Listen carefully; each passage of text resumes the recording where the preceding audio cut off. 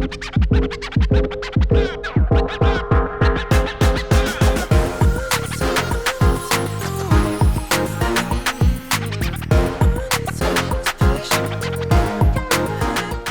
moreš sam nekaj narediti, vedno je rezultat skupinskega dela in če je luč slaba, se to tudi pozna na predstavi. Tilen Artač je tak kameleon, tako da jaz ne vem, če on obstaja tudi sicer. Je tudi mene presenetilo, da bi mogoče za kakšen lik hitreje rekla, da mi bo lažje.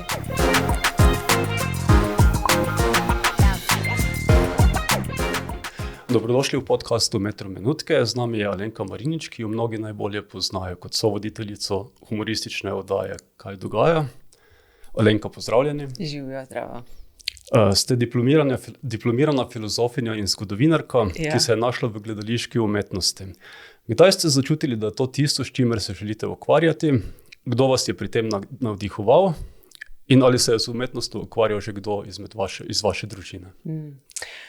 Ja, mislim, da je zelo hiter oziroma zelo zgodaj je prišla ta želja ali pa ta zanimanje za gledališče. Že v srednji šoli v bistvu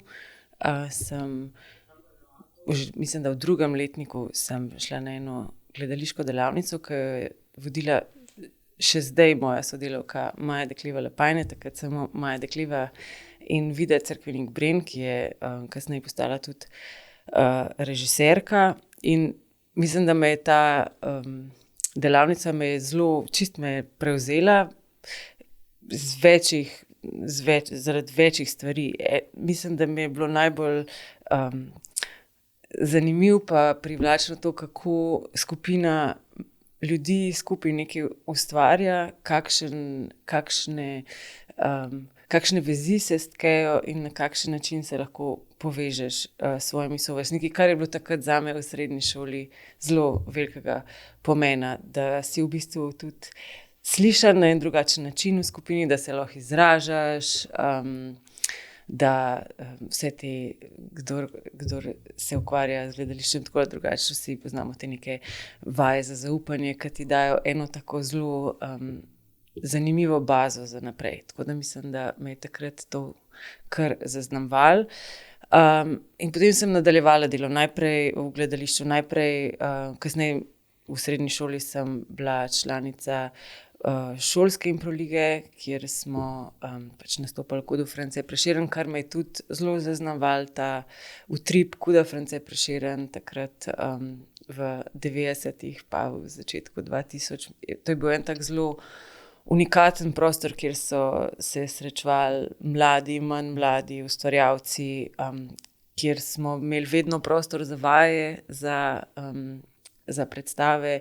Spomnim se onega velikega koledarja v pisarni pri Pecotu, pri Tonetu, kamor smo hodili, pa smo se pa pisali, kdaj bomo vadili. In to se mi zdi, da nam je tudi dal eno tako zelo močno podlago, in mislim, da ni naključje, da je veliko zdajšnjih zrelih ustvarjalcev v bistvu v slovenskem prostoru izhaja prav iz Kuda France Prešeren. Seveda ne samo tam, ampak nek prostor, kamor lahko greš in kjer lahko delaš, kjer lahko imaš predstave, je bil zelo pomemben za nas.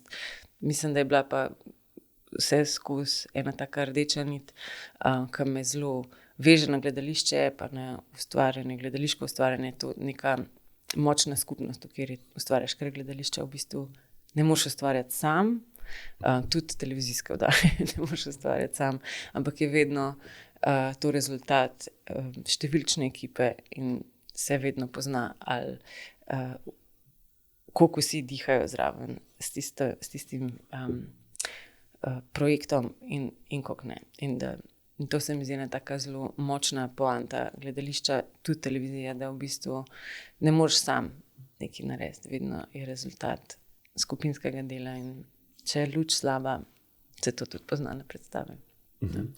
Omenili ste vaje za zaupanje, sklepam, da naši gledalci tega ne poznajo, pa če lahko mogoče malo opišete, kako to izgleda. Recimo ena izmed vaj za zaupanje je, da si v paru, en zapre oči in drug te vodi po prostoru in se prepustiš svojemu partnerju in mu zaupaš oziroma ji zaupaš, da te ne bo vodil v steno, da te ne bo vodil nekam, kjer boš lahko padel, ampak te bo vodil nekam, kjer boš v redu. In ti se moraš tudi temu drugemu predati, ker če ne greš naprej, če ne shodiš, se ta povezava ne more zgoditi. To je ena taka vaja, recimo, ki je pogosta v nekih teh začetnih fazah. Ja. Sicer izhajate iz umetniške družine? Ne, niti ne. Je bilo pa vedno veliko knjig okoli mene, moja mama je tudi zelo veliko brala, hodili smo pa tudi na predstave, pa mislim tudi na splošno imamo še vedno v slovenskem prostoru, tudi v šolskem sistemu. Vse bi bilo super, če bi bilo tega seveda še več, ampak otroci hodijo v gledališče, še vedno imamo nek stik z umetnostjo. Torej, vi izhajate iz fizičnega in improvizacijskega gledališča. To ste tudi študirali na priznani mednarodni univerzi v Firencah. Pa me zanima, kako težko je za vas imitirati nekoga. Je potrebno veliko vaje, da osvojite nek lik? Ali ga lahko, na primer, zadenete že na prvo žogo? Najprej, vse je super, da ni univerzitetni program, gre za privatno šolo, tako da to ni akreditiran program, tako da povem, vse je super bi bilo, da bi bilo, ampak mislim, da je to stvar ne naključje, ampak včasih se ti kak lik zgodi hitreje, včasih se ti zgodi pa kasneje, pa rabiš dalj časa za nekoga, da ga oziroma jo usvojiš. Tako da mislim, da tukaj ni nekega recepta, seveda lahko pri sebi tudi spremljaš, kateri tipi ti bolj ležijo, kateri ti manj.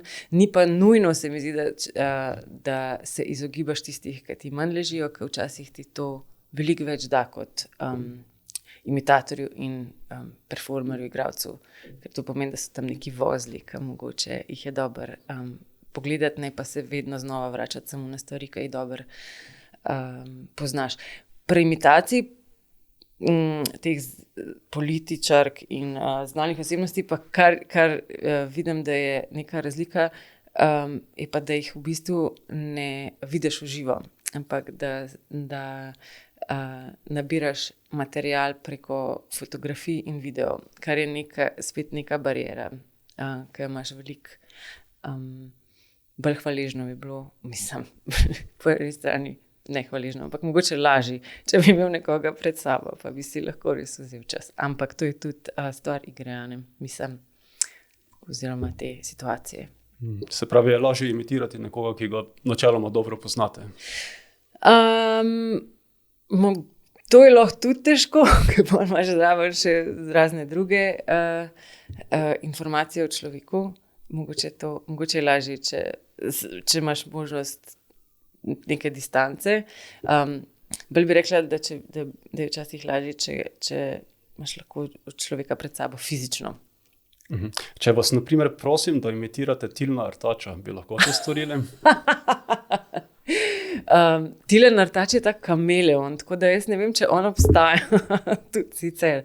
Tako da težko bi tole zdaj kar takole z prve.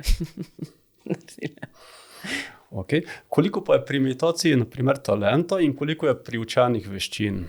Ste se s tem rodili, vam je bilo posnemanje pisano na kožo, ste mogoče že, ko ste bili majhni, imitirali kakšnega sošolca ali učitelja,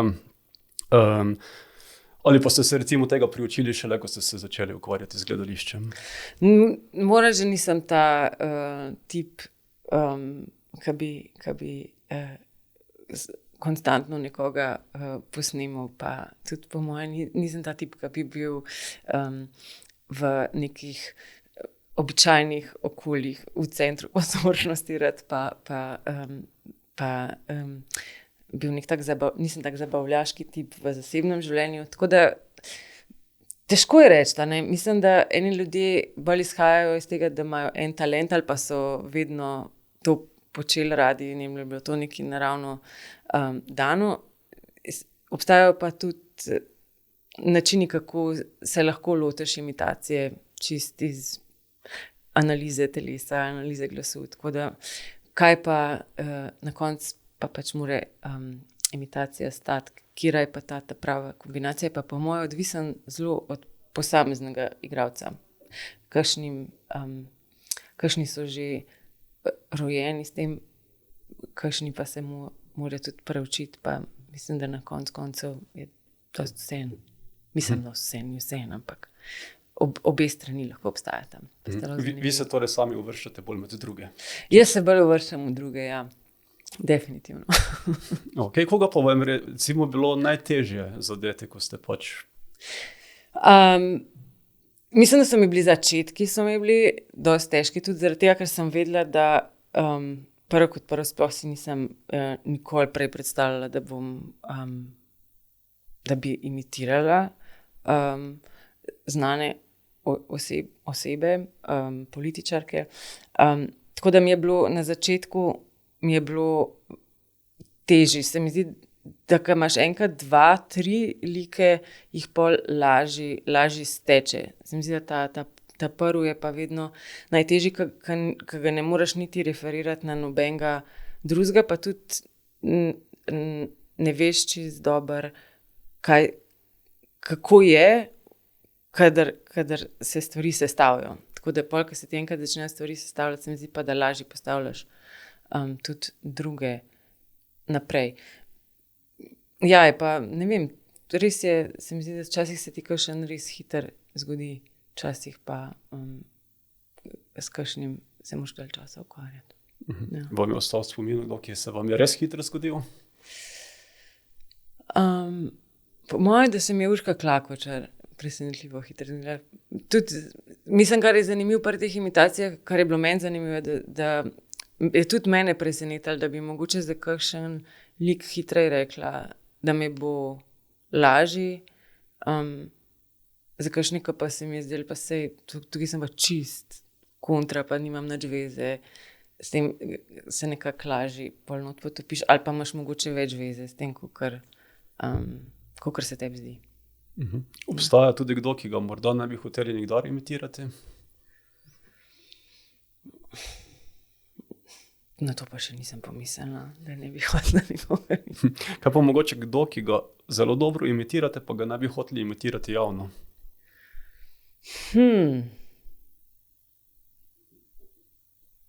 To bi se mi zdelo pa škoda. Tako da mislim, da ne. Ne vem, v kakšnem kontekstu bi se mi zdelo, da bi bilo neprimerno, da nekoga imitirati.